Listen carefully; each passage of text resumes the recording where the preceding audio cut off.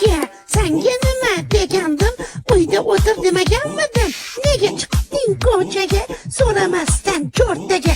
Do'stlarim chaqirgandi, xotin aka kechiring, faqat uni iltimos bir qosh qonimdan keching. Bo'libdi idish tovoq, kim yuvadi ularni? Hey miyasi ham qavoq, so'ldiribsan gullarni. Xotin aka duxumni olib qo'ygansiz bilaman. Bitta jag'imga ursangiz ayting nima qilaman. O'zing karatis qizi tanlagansan hayotda, endi chidab yashagin, asab buzvasan cho'ta.